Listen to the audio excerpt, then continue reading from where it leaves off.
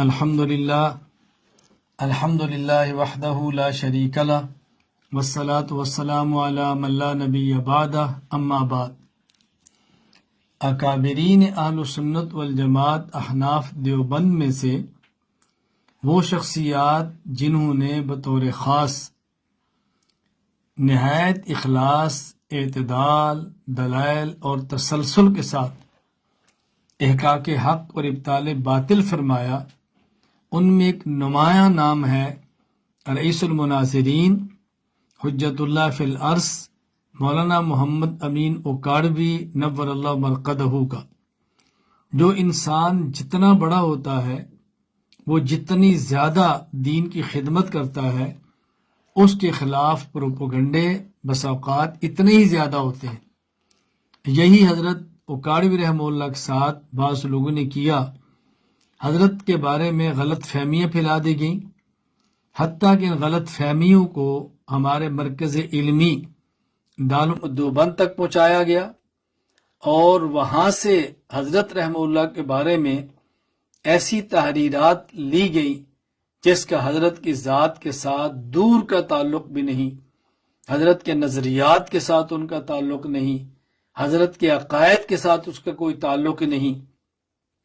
جب میرے علم میں یہ چیزیں آئیں تو میں نے براہ راست دارالعلوم دیوبند سے رابطہ کیا، اور دارالعلوم دیوبند نے حسب عادت اپنے موقف کو واضح طور پر بیان کیا، اور جب ان کے علم میں یہ بات لائی گئی کہ آپ کو حضرت اوکاڑوی رحمہ اللہ کے بارے میں غلط اطلاعات دی گئی ہیں اور حضرت کی بات کو غلط انداز میں آپ تک پہنچایا گیا ہے، حضرت اوکاڑوی رحمہ اللہ کا نہ یہ نظریہ ہے، نہ ان کا یہ عقیدہ ہے، نہ ان کی فکر اور یہ سوچ ہے۔ جب میں نے پوری وضاحت کے ساتھ یہ بات تحریراً وہاں پیش کر دی تو اللہ تعالیٰ جزائے خیر عطا فرمائے محتمم دارالعلوم دیوبند مفتی ابو القاسم نعمانی دامت برکاتہم کو، کہ جنہوں نے باقاعدہ دارالعلوم دیوبند کے لیٹر پیڈ پر اپنے دستخط کے ساتھ یہ تحریر لکھ دی کہ حضرت مولانا محمد امین صفدر اوکاڑوی رحمہ اللہ کی خدمات جلیلہ کے ہم معترف ہیں، اور حضرت کے بارے میں جو تحریر لی گئی وہ دھوکے کی بنیاد پہ تھی، تو ان نے وضاحت کر دی۔ اسی طرح دارالفتاء دارالعلوم دیوبند نے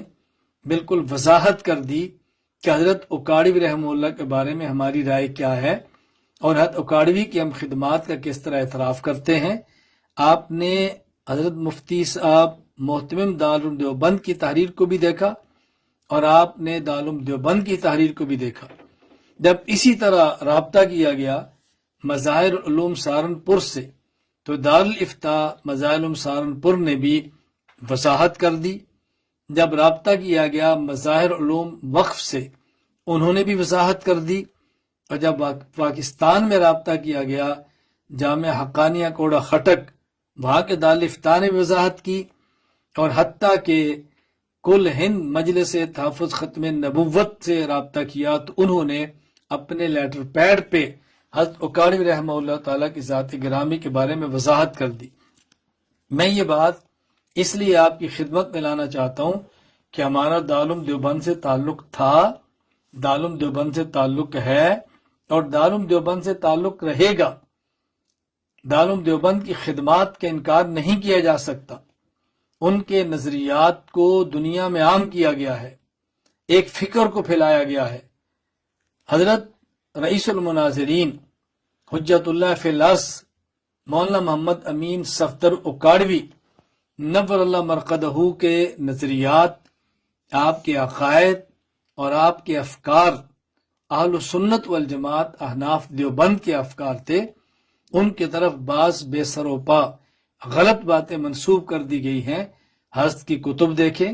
حضرت کے مناظرے دیکھیں، حضرت کی تقاریر کو سنیں تو آپ کو اندازہ ہو کہ حضرت کس حد تک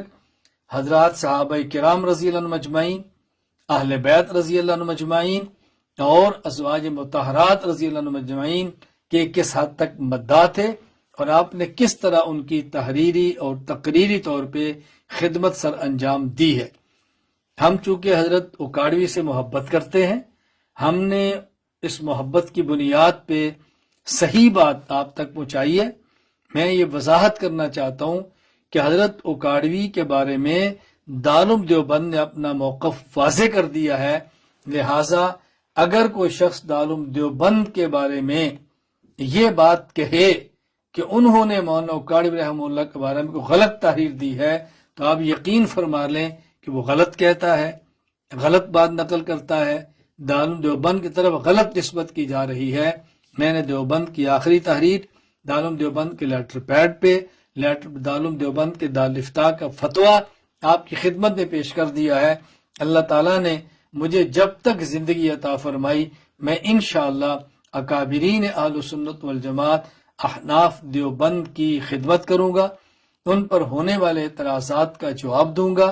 اور ان کے نظریات اور ان کے معتقدات کا تحفظ کروں گا، کیونکہ میں دیانتداری کی بنیاد پہ سمجھتا ہوں کہ اکابرین اہل سنت والجماعت احناف دیوبند کے عقائد و نظریات یہ کتاب و سنت کے مطابق ہیں، کتاب و سنت کے مخالف ہرگز نہیں۔ بس اوقات لوگ کاٹ چھاٹ کے نظریات پیش کرتے ہیں، کاٹ چھاٹ کے عبارات کو پیش کرتے ہیں، یہ پہلے بھی ہوا،